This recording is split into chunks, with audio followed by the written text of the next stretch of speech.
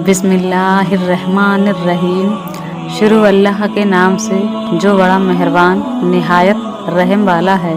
अस्सलामु अलैकुम मोहतरम अजीज दोस्तों, हज़रत सालेह अलैहिस्सलाम अल्लाह के एक अजीम पैगंबर थे। अल्लाह ताला ने आपको समूद कौम के लोगों के लिए नबी बनाकर भेजा। समूद कौम आद की नस्ल से थी। समूद एक ऐसी कौम थी जो बड़ी दौलतमंद थी और जायदाद वाली थी। उस कौम के लोगों के पास जानवर पैसा बहुत था। उस कौम के लोगों के पास ऊँट और बकरियां बहुत ज़्यादा थीं। जब आद कौम को ताला अल्लाह के हुक्म से ख़त्म कर दी गई, उसके बाद उसी कौम की नस्ल से अल्लाह ताला ने एक नई कौम को पैदा किया जिसका नाम था समूद। उस कौम ने नई नई इमारतें बनाईं। उन लोगों के पास माल और दौलत की भी ज़्यादती हो गई और यही ज़्यादती उनकी गुमराही की वजह बनी। उनमें घमंड पैदा हो गया और वो लोग राह से बेराह हो गए। एक अल्लाह की इबादत के बजाय बुतों की इबादत करने लगे और जुल्म बिगाड़ के कामों को अपनी ज़िंदगी का मकसद बना लिया। अल्लाह ताला ने इस कौम को सुधारने, समझाने और उन लोगों की बेहतरी करने के लिए हज़रत सालेह अलैहिस्सलाम को पैगंबर बनाकर दुनिया में भेजा। हज़रत सालेह अलैहिस्सलाम उन्हें समझाते, सीधा सच्चा रास्ता बताते, लेकिन उनके दिलों पर जैसे मुहर लगी थी। वे सुनी अनसुनी कर देते, उन्हें बुरा भला भी कहते, क्योंकि हज़रत सालेह अलैहिस्सलाम उसी कौम के थे, इसलिए वो लोग उनका कुछ नुकसान भी नहीं कर सकते थे। आखिर उस पत्थर दिल कौम ने हज़रत सालेह अलैहिस्सलाम के सामने एक शर्त रखी। उस कौम के लोगों ने कहा, अगर आप कोई मोजज़ा दिखाओगे तो हम मान लेंगे कि आप अल्लाह के नबी हो और आपका पैगाम सच्चा है। कौम के लोगों ने कहा, मोजज़ा हमारे मुताबिक दिखाना होगा। उसके बाद उन लोगों ने कहा कि अगर इस पहाड़ में से एक लंबी चौड़ी ऊँटनी 10 महीने की गाभिन पैदा हो और उसके बाद उस ऊँटनी से एक उसका बच्चा पैदा हो जो तंदुरुस्त और लंबा हो, तब हम इस मुआज़े को देखकर आप पर ईमान ज़रूर लाएंगे और तब हर मामले में हज़रत सालेह अलैहिस्सलाम की फर्माबरदारी करेंगे।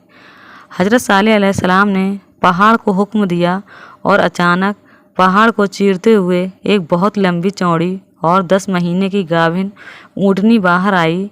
पहाड़ में से उसी तरह की ऊँटनी निकली जैसी उस कौम के लोगों की मांग थी। हज़रत सालेह अलैहिस्सलाम का ये मुआजिज़ा देखते ही समूद कौम के लोग हैरान रह गए। फिर उस ऊँटनी से एक बच्चा भी उसी कद और डील डौल का पैदा हुआ। ये हज़रत सालेह अलैहिस्सलाम का बहुत बड़ा मुआजिज़ा था जो अल्लाह की कुदरत से ज़ाहिर हुआ था। इब्ने उमर इस मुआजिज़े को देखकर मुसलमान हो गया। दूसरे सरदारों का दिल भी ईमान की तरफ मुतवज्जे हुआ, लेकिन जो पुराने और घाक थे उन्होंने कहा, ये साले तो बड़ा जादूगर है, ये नबुव्वत का मुआजिज़ा नहीं बल्कि जादू का असर है। इस तरह जिनके दिलों में ईमान की किरण फूटने वाली थी, वे फिर इन बातों से गुमराही के अंधेरे में चले गए। इस तरह उन्होंने अपना अंजाम तबाही के रास्ते पर डाल दिया। हज़रत सालेह अलैहिस्सलाम अब भी कौम को समझाते, सीधा सच्चा रास्ता दिखाते, मगर उस कौम पर शैतान इस तरह हावी हो चुका था कि वो लोग हज़रत सालेह अलैहिस्सलाम को झूठा कहते और दिन रात खुदा की नाफरमानी करते। हज़रत सालेह अलैहिस्सलाम ने उन लोगों से ऊँटनी के बारे में कहा, देखो, इस ऊँटनी की ज़िंदगी से तुम्हारी ज़िंदगी है और इसकी परेशानी से तुम्हारी परेशानी है। आपको बता दूं, उस ऊँटनी का खुराक बहुत ज़्यादा था। वो जब पानी पीती तो एक बार में जितना पानी उसके सामने लाया जाता वो सब पी जाती। अल्लाह ताला ने उस कौम के लोगों के लिए हुक्म दिया कि एक दिन का पानी तुम लोग पियो और एक दिन का पानी वो ऊँटनी पिएगी और उस दिन तुम लोग उस ऊँटनी का दूध पीना। कुरान मजीद में इसी की तरफ इशारा है। इस बात पर सब खुश हुए, मगर कई आदमियों को दुख भी हुआ। जब ऊँटनी अपनी बारी पर पानी पीने के लिए कुएं पर जाती तो पूरा पानी एक एक बार में पी जाती। ये अलग बात है कि वो जितना पानी पीती थी उसी के मुताबिक उतना दूध भी देती थी कि पूरे कौम के बर्तन दूध से भर जाते। ऊँटनी की शक्ल बहुत लंबी थी, भारी भरकम जिस्म, सूरत शक्ल, सब कुछ हजरत सालेह अलैहिस्सलाम के मोजज़े की ज़बरदस्त दलील थी। इमाम नसई ने लिखा है कि उसके जिस्म की लंबाई 100 गज थी, उसके पाँव की ऊंचाई 150 गज थी। जब वो ऊँटनी जंगल में चरने के लिए जाती तो जंगल के दूसरे जानवर उस ऊँटनी को देखकर डर जाया करते और उससे दूर भागते थे, और जब वो ऊँटनी गांव में मौजूद होती थी तो गांव के सभी जानवर जंगल में भागकर पनाह लेते। नतीजा ये हुआ कि जिस गांव के लोगों के पास ज़्यादा जानवर थे, वो लोग जानवरों की इस भागम भाग से बड़े परेशान हो गए, यहाँ तक कि वो लोग ऊँटनी को मार डालने की बात सोचने लगे। अल्लाह ताला ने हजरत सालेह अलैहिस्सलाम पर वही भेजी कि अपनी कौम से कहो कि इस ऊँटनी को कत्ल करने की बात ना सोचें और खुदा के हुक्म के खिलाफ उसको ना सताएं, वरना उसकी मौत तुम सबकी मौत की वजह बनेगी। तुम खुदा के अजाब के शिकार हो जाओगे। फिर मोहलत ख़त्म हो जाने के बाद तुम पर ना उसकी कोई मेहरबानी होगी, ना उसे तुम लोगों पर तरस आएगा। उस कौम में एक बुढ़िया थी। उस बुढ़िया के पास माल भी बहुत था और वो बकरियां और ऊँट भी बहुत रखती थी। इसी तरह एक बेदीन औरत और थी जो बहुत मालदार थी, लेकिन उस औरत के शौहर ईमान वाले और खुदा का खौफ रखने वाले थे। इन दोनों औरतों ने मिलकर कहा कि सरदारों को ऊँटनी को मार डालने पर तैयार किया और कीदार बिन सालिफ और मसूद बिन महदज को बुलाया।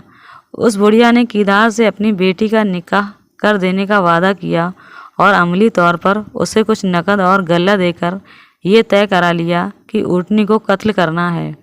वे दोनों मलऊन 7 आदमियों को साथ लेकर रास्ते में बैठे और ऊँटनी का इंतज़ार करने लगे।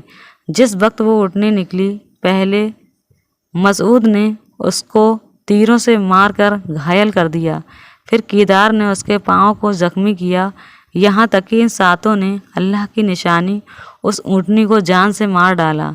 इस तरह उन जालिमों ने अपनी बर्बादी का रास्ता खुद पैदा कर लिया। ऊँटनी का बच्चा उस पहाड़ की तरफ भागा और मारे डर के उस पहाड़ की चोटी के पास छुप गया। हजरत सालेह अलैहिस्सलाम को जब इस जुल्म की खबर मिली तो उनकी बेचैनी बढ़ गई। वो परेशान इसलिए हुए कि अब अल्लाह का अजाब इस कौम पर नाजिल होकर रहेगा। फरमाया कि अगर उसके बच्चे को किसी तरह पकड़कर अपने दरमियान लाओगे तो शायद अल्लाह के गजब से अपने आप को बचा ले जाओगे। कौम के लोग भी डर गए थे, इसलिए वो लोग उस ऊँटनी के बच्चे को ढूंढने में बड़ी मेहनत की, पर वो बच्चा गायब हुआ तो गायब हुआ। इस तरह पूरी कौम अल्लाह ताला के अजाब के घेरे में आ गई। हजरत सालेह अलैहिस्सलाम ने फरमाया कि 3 दिन के बाद अब तुम सब ख़त्म हो जाओगे और अजाब आ जाएगा। अजाब की निशानी ये है कि पहले दिन तुम्हारे मुंह पीले, दूसरे दिन लाल और तीसरे दिन काले होंगे, फिर चौथे दिन अल्लाह के अजाब के शिकार बनकर तबाह हो जाओगे।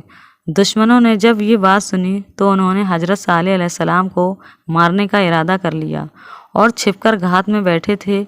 हजरत सालेह अलैहिस्सलाम को मारने का इरादा करने में पूरी कौम शामिल थी, लेकिन वे अपनी चाल चल रहे थे और अल्लाह जो सबसे बेहतर चाल चलने वाला है वो अपनी चाल चल रहा था, और अल्लाह की चाल के आगे चली ही किसकी है।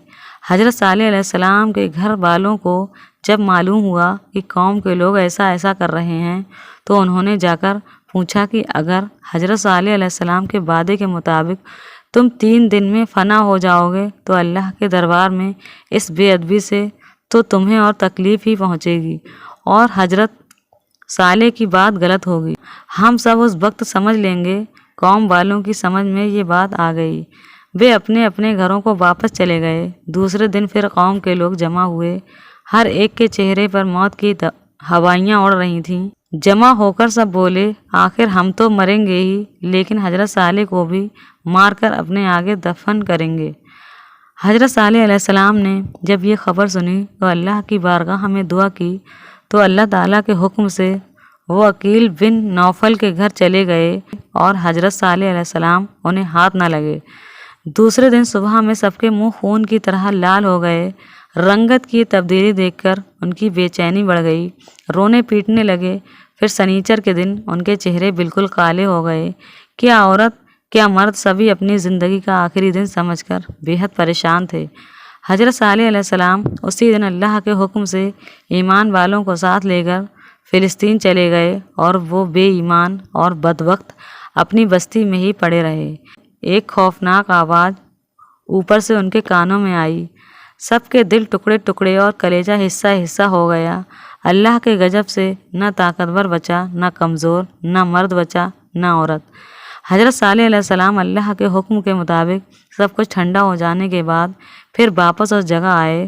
قوم کی یہ حالت دیکھ کر روئے بھی بہت اور لوگوں کو اس قوم سے سبق ملنے کی نصیحت کی۔